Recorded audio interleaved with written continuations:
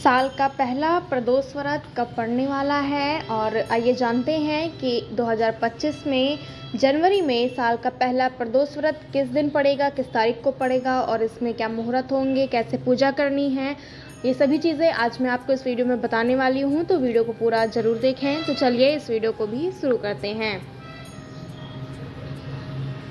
प्रदोष व्रत भगवान शिव को प्रसन्न कर जीवन में सुख समृद्धि लक्ष्मी प्राप्त करने का स्वर्णिम अवसर है। प्रदोष काल में शिव पूजन अत्यंत लाभदायक होता है। रावण के पास जितनी भी धन संपदा थी वह सब शिव कृपा से ही प्रताप था। रावण प्रदोष काल में शिव को प्रसन्न कर सिद्धियां प्राप्त करता था। धर्मशास्त्रों में लक्ष्मी प्राप्ति हेतु गन्ने के रस द्वारा शिव जी का रुद्राभिषेक प्रदोष काल में करने का निर्देश दिया गया है।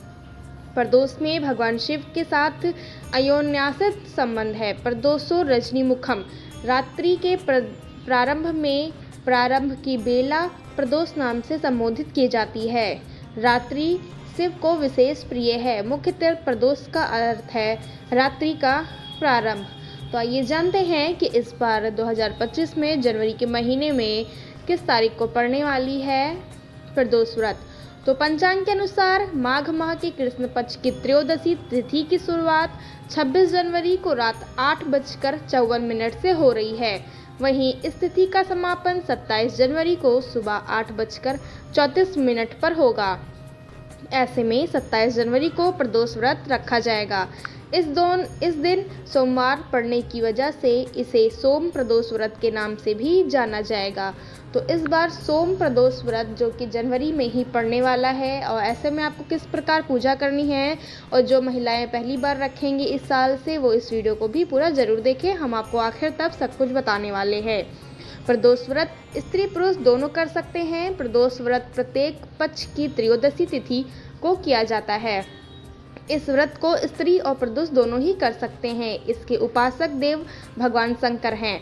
प्रदोष काल में महादेवी का भी विधिवत पूजन किया जाता है। इसमें व्रती को सायंकाल शिव जी की पूजन करके ही भोजन करना चाहिए।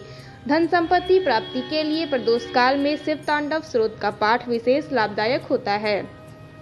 लंकापति रावण शिव जी का अनंत भक्त था और रावण ने शिव को प्रसन्न कर सोने की लंका और अथाह धन संपदा और सिद्धियां प्राप्त की थी।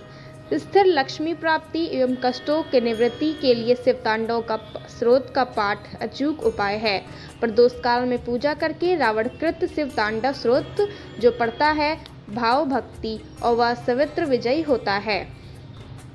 धर्मशास्त्र के अनुसार प्रदोष अथवा त्रयोदशी का व्रत मनुष्य को संतोषी एवं सुखी बनाता है। इस व्रत के पूर्ण प्रभाव से सुहागन स्त्रियों का सुहाग अटल रहता है। जो स्त्री पुरुष जिस कामना को लेकर इस व्रत को करते हैं उनकी सभी मनोकामनाएं कैलाशपति शंकर पूरी करते हैं। सूत जी के कथानुसार त्रयोदशी का व्रत करने वाले को 100 गाय दान करने का फल प्राप्त होता है। इस व्रत को जो भी विधि विधान से तन मन धन से करता है उसके सभी दुख दूर हो जाते हैं। तो आइए जानते हैं कि आपको किस प्रकार से पूजा करनी है। प्रातःकाल स्नान आदि से पवित्र होकर शिव स्मरण करते हुए निराहार रहें। सायकाल सूर्यास्त से 1 घंटा पूर्व पुनः स्नान करके गंध मदार पुष्प बिल्वपत्र धूप दीप तथा नैवेद्य आदि पूजन सामग्री एकत्र कर लें। 5 रंगों को मिलाकर पद्म पुष्प की प्रकृति बनाकर आसन में उत्तर पूर्व दिशा की ओर मुख करके बैठें और देवादेव शंकर भगवान शंकर की पूजा करें। पंचाक्षर मंत्र का जप करते हुए जल चढ़ाएं और ऋतुफल अर्पित करें। जल चढ़ाते समय इस बात का ध्यान रखें कि जलधारा टूटे नहीं। इस प्रकार मंत्र का जाप लयबद्ध हो। जल चढ़ाते समय यदि आँख खुली हुई हो तो दृष्टि जलधारा पर टिकी हो, और यदि भक्ति भाव और आँखें मूंद गई हों तो ध्यान जप के शब्दों अर्थ के साथ चल रहा हो। जिस कामना पूर्ति हेतु व्रत किया जा रहा है उसकी प्रार्थना भगवान शिव के समक्ष श्रद्धा भाव से करें। शिव के साथ पार्वती जी और नंदी का पूजन भी करना चाहिए। प्रदोष व्रत दोनों पक्षों की त्रयोदशी को करना चाहिए। प्रदोष व्रत अति प्रशस्ता तथा सभी के करने योग्य है। स्कंद आदि पुराणों में इस व्रत की बड़ी महिमा बताई गई है। तो उसी से हम आपको इस विधि से मिलने वाले लाभ और इस विधि को कैसे करना है और इसका उद्यापन कैसे करना है, ये सभी चीज़ें हम स्कंद पुराण से ही आपको बता रहे हैं। विधि विधान से इस व्रत को करने से सभी कष्ट दूर होते हैं और इच्छित वस्तु की प्राप्ति होती है। व्रत रखने वाले को 11 त्रयोदशी अथवा वर्ष भर की 26 त्रयोदशी के व्रत करने के उपरांत उद्यापन करना चाहिए। उद्यापन के एक दिन पहले घर में गणेश पूजन का भजन कीर्तन नृत्य आदि रात्रि जागरण करें। दूसरे दिन सुबह शुद्ध होकर शिव पार्वती की प्रतिमा स्थापित कर उनका षोडशोपचार विधि से पूजन कर ओम उमा साहित्याय नमः शिवाय मंत्र बोलते हुए 108 बार खीर की अग्नि में आहुति दें। हवन के बाद किसी श्रेष्ठ ब्राह्मण और आचार्य को भोजन कराकर यथाशक्ति दान दक्षिणा देकर विदा करें।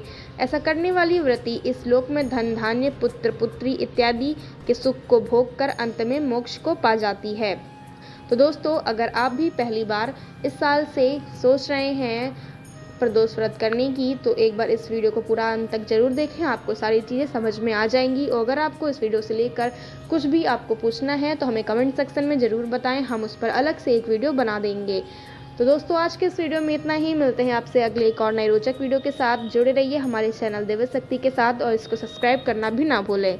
मिलते हैं आपसे अगले एक और नए वीडियो में, तब तक के लिए धन्यवाद।